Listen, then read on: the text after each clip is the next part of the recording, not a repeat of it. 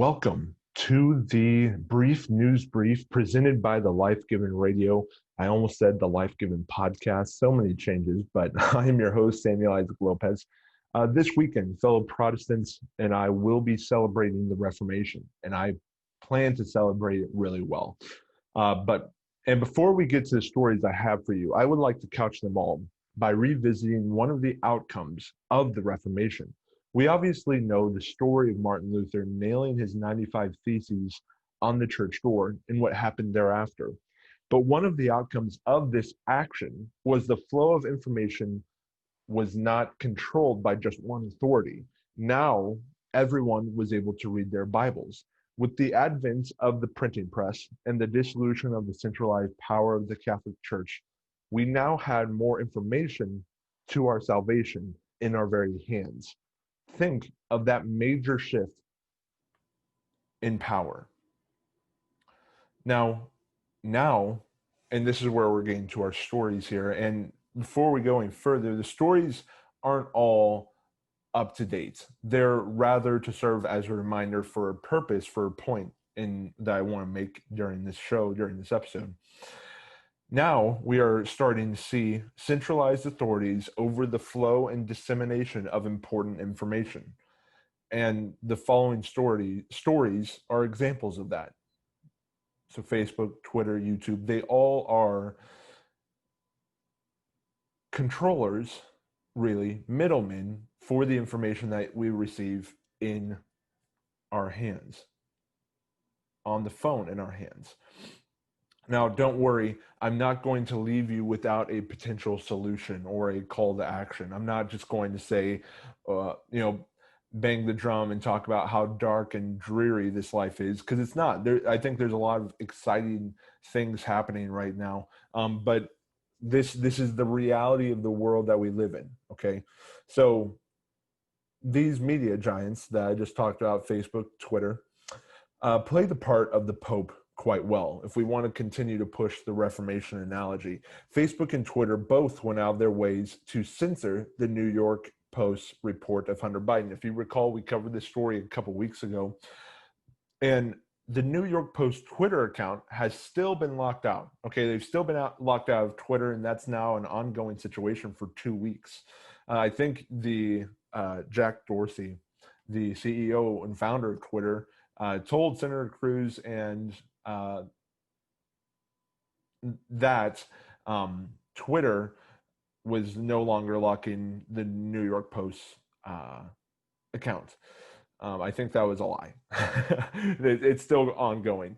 So right after the story dropped on Facebook, so Twitter had their hand in it still. They're still blocking the New York Post's actual account, right? It's not just that article they released about Hunter Biden, that story, that expose, whatever you want to call it. Facebook also joined in the fray, and they, as soon as the article hit their platform, within 2 hours or so, they had people within their company go in and shape the algorithm so that they would limit actually limit the distribution and the ability to distribute it on their platform. Twitter went to even greater lengths on top of that, and not only limited the ability for the post to be shared, to be spread, but anyone who shared the article in their private messaging system, their private direct messaging feature, was limited as well. So I want to pause here and consider, imagine the kind of power to be able to control the kind of information that is readily available to the eye when you pull up any platform. It's crazy. And an important caveat to all this, I see you restless libertarian who listens to the show, and I'm grateful that you're here, is that these tech giants are their own private companies. So really, yes, they can make these calls. They can decide that they're locking out the New York Post, right? But this episode is not really a complaint over that, although it is really. But this is really a call for people to wake up to the 90-degree slant that these companies operate on. So the New York Post wasn't the only one to get stung recently. Twitter claims that this next incident was an accident, but let's be real here. Their track record isn't working in their favor, so it probably wasn't. Like I said in Wednesday's show, I've suspended my disbelief long enough. The leash is short. The leash is short, and big tech is choking itself out with phony claims of being unbiased. The B, no one messes with the Babylon Bee, unless, of course, your name is Twitter. Their account was accidentally, in air quotes, suspended in the past because, and this is Twitter's apology they wrote, we're writing to let you know that we've unsuspended your account. Directly to, this is a message emailed directly to Babylon Bee. We're sorry for the inconvenience and hope to see you back on Twitter soon. We have systems that find and remove multiple automated spam accounts in bulk, and yours was flagged as spam by mistake. Please note that it may take an hour or so for your followers and following numbers to return to normal. Now, I think this followed a rather well-placed article that they shared. You can probably follow up to it. There will be a link in the description. We just discussed in the top story that Facebook will literally go into their algorithms to take away the ability for an article to spread. Twitter did basically the exact same thing, but just hit Babylon Bee right away. So we've covered Facebook and Twitter, and I want to give them a break for a second, right? We need to finish off the trifecta. YouTube. Yes, our beloved YouTube, so innocent in its beginning days, I remember it, but a year and a half ago, YouTube demonetized Louder with Crowder's channel once again on the grounds of hate speech. So if you don't know Louder with Crowder, he's a conservative comedian that hosts a conservative talk show. It's very entertaining. I would definitely recommend you listen to it because he has some invaluable points, and he's also just a great rhetorician. But he apparently trespassed on the grounds of hate speech for YouTube. And they, quote, came to this decision because a pattern of egregious actions has harmed the broader community and is against our YouTube partner program policies after further investigation of Crowder's channel. So they changed Crowder's videos so that they were no longer eligible for ads through YouTube's AdSense network. So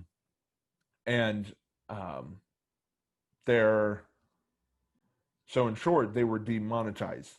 They weren't able to make up money. They weren't able to make money based off of the advertisements on that. And that also affected their recommended videos, right? What was truly recommended, some of their other videos was hidden. So once again, YouTube shifted their algorithm because they said that, he was messed up with this hate speech. But then YouTube did end up remonetizing Crowder because they couldn't find anything that actually called for violence against another person, as he was accused of by Carlos Maza. So another host on YouTube. I don't know, kind of spineless if you ask me, but this entire thing took a year. So you're telling me, so he only got remonetized a few months ago in the summer of 2020, but it took an entire year for this to be resolved. And you're telling me that YouTube, a global industry, tech giant, whatever you want to call it, they have hundreds of people working for them, and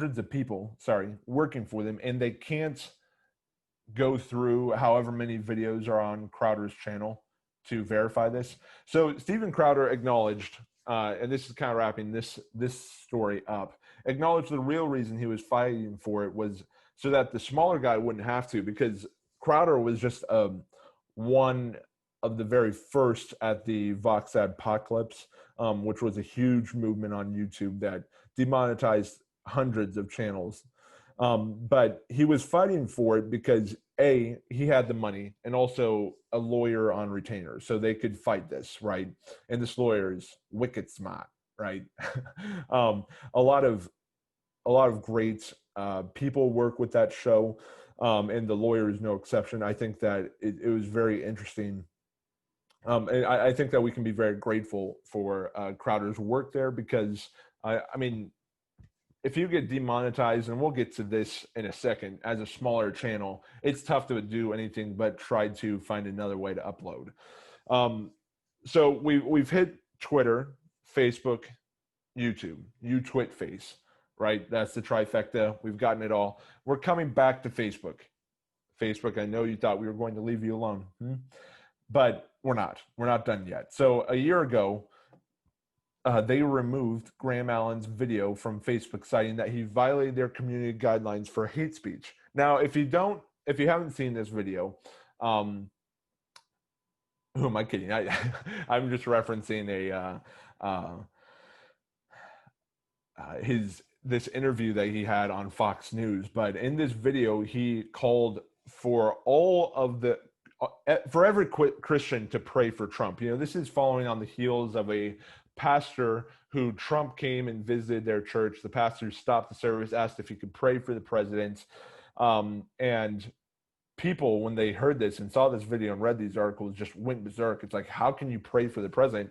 And Graham Allen, the former vet, went on Facebook and just made this video and said, hey, everyone should be praying for Trump. Even, if he is the racist, if he is this misogynistic bigot, he deserves our prayer even more. We need to focus more of our prayer on him. And apparently this got taken down by Facebook, citing their community guidelines for hate speech, for this violation, this so-called violation. And it's just fascinating to me, because this idea of this ill-defined term of hate speech allows these global industries to just take videos down and to really control the dissemination of information and the kind of opinions that are shared at the table. This is, we talk about this on the show all the time. When I say that there's only one conversation allowed to happen at the table, and really just one person talking at the rest of us, these are all examples. And I want to finish up and wrap up the show with my own personal experience. Yes, my humble YouTube channel apparently posed some threat to YouTube, the global giant, that they felt the need to remove one of my videos back in the middle of summer. Now, this was before I had gotten on to Apple Podcasts. This was before I was uploading to Facebook Watch. So I was a bit more limited in my reach and in the spread of my opinion. And I shared in that video, the video of the frontline doctors in DC, which itself had been scrubbed after accumulating 2 million views in the span of a couple hours. I found it on this back channel and shared it, and we watched it in my actual video. And it got taken down like that. Granted, I wasn't smart about the way I did it. I uploaded it, put Frontline Doctors in the title, tagged it in the YouTube tags, had it in the description. So made it very easy for YouTube to go in and the algorithm to just wipe it off. So I think it was the algorithm, because I was able to re-upload it and just called it the Life Given Podcast to whatever the episode number was. And I just put in the description, didn't put anything in the tags, put in the description, watch the video, and you'll find out what it is about, because I didn't want it to get taken down. And I thought it was important. And I believe it's still up. And it was, for a while, one of my most viewed YouTube videos. So thanks, YouTube, for bringing more people to watch it, because I shared the story of hey, this is kind of dumb. And it's not really affecting because I'm not making any money off of this, but it's silly. It's ridiculous. So the list can go on and on, of instance after instance. And with the impending election, whoever wins, I think this could easily get worse. I could see a situation where Biden is voted into office, and these tech giants just feel like they have a new lease on life. They can do whatever they want and, screw all the conservatives. Or if Trump wins, I think that we could see a ratcheting up of this, of trying to get one conversation at the table again, just continuing to push this. And so I think that feasibly it could get worse. And this is the point that I want to make, the simple message that I think it's time to start creating our own ways of communication, our own media sites, our own messaging system, our own platforms like Parler. So initially, I was hesitant about joining their network, not really sure if it was just going to be an echo chamber for the conservative side, which I think it is, but I think it's created because the conservative voice is being locked out of all the other platforms, that they just want somewhere to communicate with people. So I think it can be better than Parler. I think the platforms are just going to get better than what they are right now. But I'm honestly no longer worried, because I am wholeheartedly convinced that we need to get the control of information out of the hands of social media giants and start creating on every available platform, just in case whatever might happen.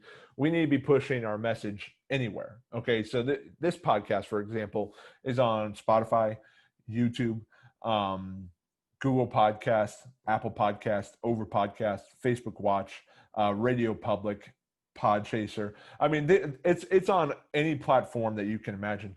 And the other place you can find it is on the Life Given News website. And fun story about that. We're building our own website, because we've got a couple really bright guys on the project, that it'll be coming up early 2021. So that way we aren't reliant on Wix. So if Wix wanted to go in and terminate us, we aren't going to lose anything by it, because we're already leaving. So that will host the podcast channel as well. And I'm sure we'll create an app down the road, because that's what everyone's doing. So yeah, I would just encourage you to find ways of communicating. Thankfully, you have your phone and text and stuff like that. But also, we need to build our own social media platforms. And other people are welcome to join too. It's not just the conservative voice. Other people like libertarians, Democrats who are walking away from the party, anyone on that liberal side is just getting sick and fed up with what's been going on. They're welcome to come join us too, right? Because we're welcoming every voice at the table. We aren't wanting it to be an echo chamber, which Facebook and Twitter and YouTube are slowly and actually quickly becoming. So let me know if you think that my tinfoil hat is too visible. Let me know. Or maybe some of you think I should be purchasing a second one just in case. Also, let me know. Reach out to me on Instagram and Facebook, or at thelifegivenreceived@gmail.com. Obviously, we are on those, but you can also find me on Parler at TLG Podcast. And I would encourage you to check out, maybe get on that site. Also, I'm on LinkedIn, but still getting that account up and running. Remember that the life that you've been given and the life that you have received includes every area of life. This election cycle is no exception. God bless, and have a wonderful Reformation weekend.